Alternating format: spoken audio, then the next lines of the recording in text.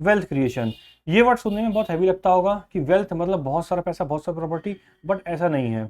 Wealth creation मतलब होता है कि आप कैसे अपनी फाइनेंशियल फ्रीडम को अचीव कर पाएँ, जो भी आपकी personal financial family needs, requirements, goals हैं, उसको कैसे आप बहुत छोटे से प्राइस में, बहुत छोटे से अमाउंट को इन्वेस्ट करते हुए, सही टाइम पे सही डिसीजन लेते हुए उसको आप अचीव कर पाएँ।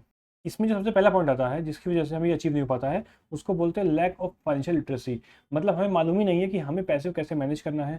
हम पैसा कमा रहे हैं तो हमारे लिए कौन सा इन्वेस्टमेंट बेस्ट है, हमारे एज के हिसाब से, हमारे रिस्क एपेटाइट के हिसाब से और हमारे गोल्स के हिसाब से। सेकंड आता है पुअर मनी हैंडलिंग हैबिट। मतलब हम एक्सेस स्पेंड करते हैं, फालतू खर्च बहुत करते हैं जिसकी हमें नीड भी नहीं होती है। बेसिक नीड्स के अलावा जो भी खर्च होता है 90% स्पेंडिंग पूरी स्पेंडिंग होती है।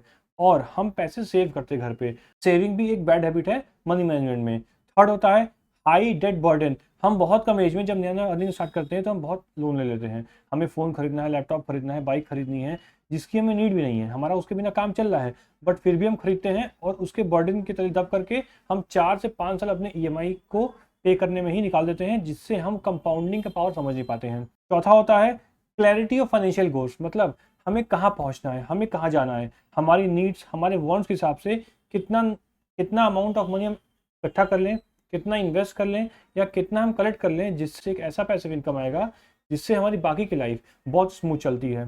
पांचवा होता है इन्फ्लेशन।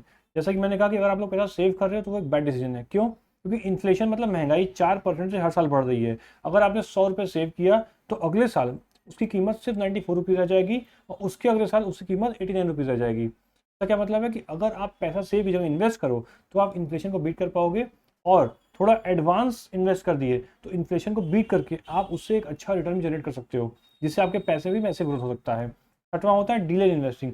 बहुत सारे लोग अपनी अर्ली स्टेज में इन्वेस्टिंग पोस्टपोन करते हैं। अभी तो हम 20s में, 20-30s में हैं, हम फ़ोन ले लेते हैं, लैपटॉप ले लेते हैं, कुछ लग्जरी चीज़ बाई कर लेते हैं। उससे क्या होता है कि आप कंपाउंडिंग का पावर नहीं समझ पाते हो। तो कंपाउंडिंग के समझने के लिए आपको हम एग्जाम्पल देते हैं। अगर किसी व्यक्ति ने 5,000 की एसआईपी की इन्वेस्टमेंट की मंथली बेसिस पे 20 साल के लिए, और किसी व्यक्ति ने 5 लाख रुपए वन साल इन्वेस्ट किया 10 साल के लिए, आप बताइए कौन अधिक पैसा कमाएगा? आपके मन में बात आएगा कि भाई वो 5 लाख इन्वेस्ट किया वो अधिक कमाएगा, बट ऐसा नहीं है। जिसने 5 लाख इन्वेस्ट किया उसका 10 साल में 5 लाख की वैल्यू नियर अबाउट 15 से 20 लाख होगी। बट जिसने 5,000 महीना इन्वेस्ट किया 20 साल के लिए उसकी वैल्यू 65 से 70 लाख रुपए हो जाएगी। तो इन इन्वेस्टिंग व्हाट मैटर्स और how much time you invest, not how much amount you invest. मतलब आप कितने समय के लिए इन्वेस्ट करते हो, कितनी अवधि के लिए इन्वेस्ट करते हो, वो मैटर करता है, ना कि आप कितना बड़ा अमाउंट इन्वेस्ट करते हो। सातवां क्या होता है डाइवर्सिफिकेशन। बहुत सारे लोग क्या करते हैं कि हम सब एफडी कर देंगे 6% 7% ब्याज, मतलब हमें इन्फ्लेशन को खाली बीट कर पा रहे हैं। उसके बाद कुछ लोग होते हैं पूरा म्यूचुअल फंड डाल देंगे, पूरा स्मॉल कैप डाल देंगे, कुछ लोग पूरा गोल्ड डाल देंगे, बट ऐसा नहीं है। हमें सही से पैसा को मैनेज करने के लिए, सही से इन्वेस्ट करने के लिए हमें डाइवर्सिफाई करना होगा कि हमें कितना करना है गोल्ड में, कितना फिक्स इनकम एफडीज में, और कितना म्यूचुअल फंड में रिस्क लेना है। वो डिपेंड करता है हमारी एज क्या है, हमारी रिस्क एपेटाइट क्या है, और हमारी इनकम क्या है, और हमारे डेली एक्सपेंसेस क्या है। आठवां होता है टैक्स एफिशिएंसी बेनिफिट्स। बहुत सारे लोग टैक्स बेनिफिट नहीं ले पाते हैं। मतलब पैसा तो कमा रहे हैं, बट जो सरकार ने ऑफर दिया है हमको टैक्स बेनिफिट लेने के लिए, उसमें हमें सिर्फ एक पता है 80C के तहत हम 1.5 लाख बचाते हैं।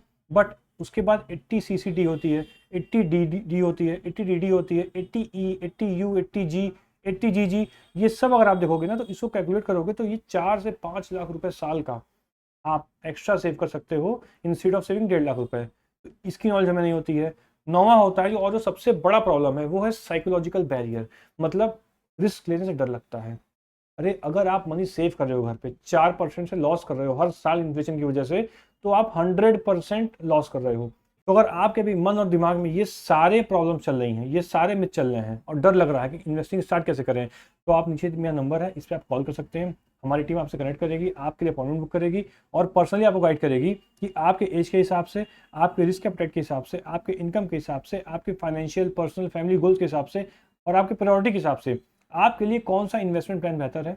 आप कहाँ इन्वेस्ट करो, कैसे इन्वेस्ट करो, कब इन्वेस्ट करो, आपको लोन कब लेना है, लोन कब नहीं लेना है, कौन सा लोन आपके लिए सही है, ये सारी चीज़ पे गाइड करेगी और आपको हैंड होल्डिंग सपोर्ट देगी, जिससे आप अपने फाइनेंशियल गोल्स को बहुत जल्दी अचीव कर पाओगे। तो थैंक यू फ्रेंड्स, होप आपको वीडियो मजा आया होगा। You can share this video to spread the awareness to your friends, family and colleagues, ताकि उन लोग को भी हेल्प हो और वो लोग भी इस परेशानी से बाहर निकल पाएँ। Thank you, signing off, SS traders, enhance your finance.